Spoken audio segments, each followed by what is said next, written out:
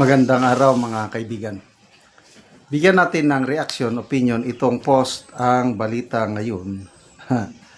Tungkol ito sa part 2 pasabog ni Attorney Baligod and the Brave 18 Marines. Ito, title, isa pang batch ng 15. Ito ang post mismo. Isa pang batch ng 15 na mahalagang mga pasahero. So, gaya lang may mga maleta. 15 ba ito? 1, 2, 3, 4, 5, 6, 7, 8, 9, 10, 11, 12, 13, 14. 15 nga maleta And then, may helicopter. Parang ready na may deliver. So, ito na yung nagsabi naman si Attorney Baligod nung press conference nila. When was that? February ba? Na mayroon pang susunod. 12 ex-marines pa yung sinabi niya. Minus 2 dahil yung asawa ng dalawa nagtatrabaho sa gobyerno. So 10 na lang. So ito, baka ilalabas niya na.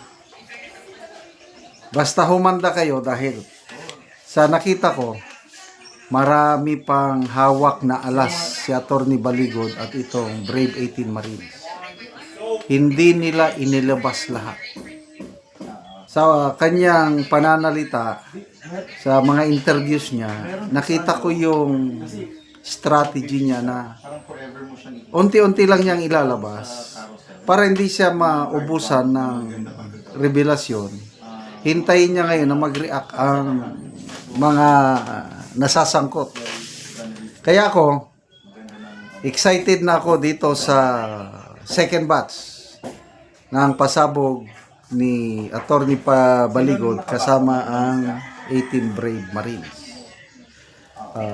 Itong una nilang pasabog, yung testimonya, wala na. Talagang totally initsapwera na ng administrasyon. Hindi nila talaga pakinggan. Ombudsman, wala na tayong asahan. Senator Lacson, wala rin. Kaya sana hindi titigil si Attorney Baligod. Konti lang ka ng tuloy-tuloy lang yung pagsisiwalat. Kasi ang labanan ngayon is battle of narratives or battle of court of public opinion. Papunta sa 2028 national election. Kung masustain ito, may pakita na maraming ang delivery ng mga maleta, ang taong bayan, sila nang magdi-decide on their own. Ganyan pala kayo Tapos ang husga, ang hatol is doon na sa balota. Kasi kung sa tayo na ang mga nasasangkot sa maleta imbestigahan, nakulong wala.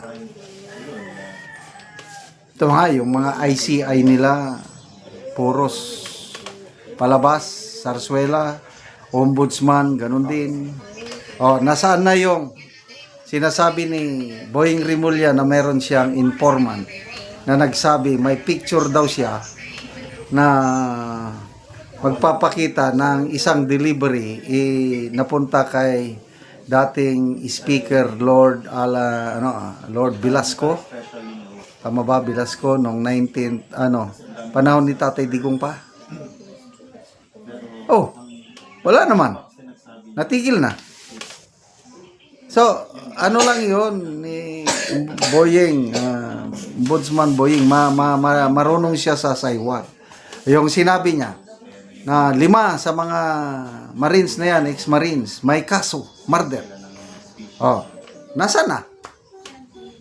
Wala naman siyang detalye. Nagsalita lang siya. So, bahala na taong bayan kung maniniwala. Kasi ang target nila is sirain ang credibility ng Brave 18 Marines. But to me, hindi sila nagtagumpay. Maraming kababayan natin na naniniwala na totoo nga itong sinasabi ng Brave 18 Marines. So magbasa tayo sa mga comments ha.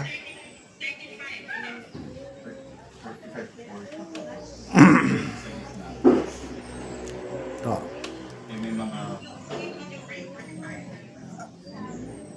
Hop, nawala. 45 sagad. Tapos, naging,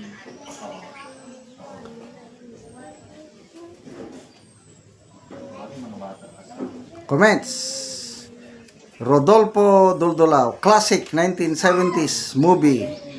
Trophy Payong Kas in Maleta.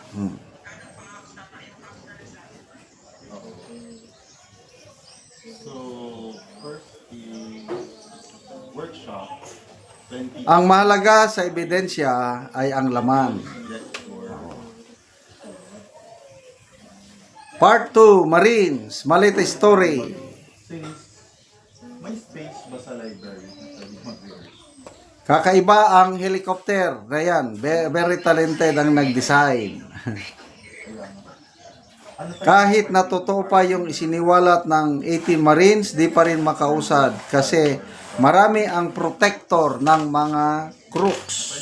Sponsor in finances or Season 2, Episode 1, The Maleta to Male-Maleta. isip ka lang na pwedeng connect. FI pa pala tapos na ang script, may timbang na ngayon. Siguro nakuha na nila idea ni Tito Soto.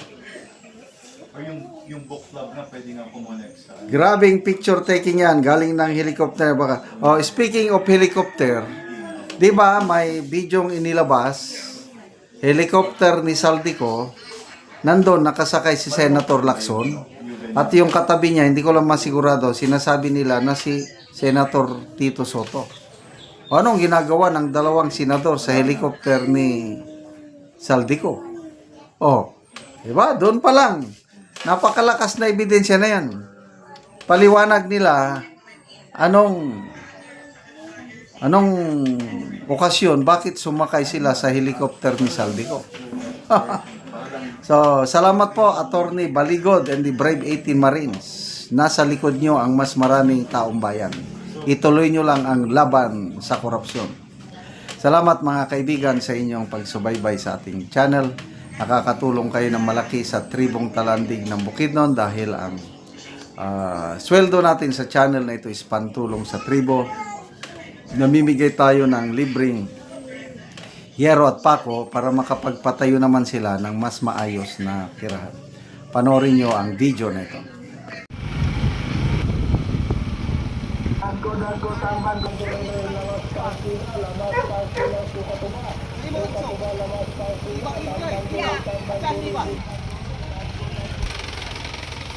So gitabangan lang ang balo sa pagdala sa iyang hero.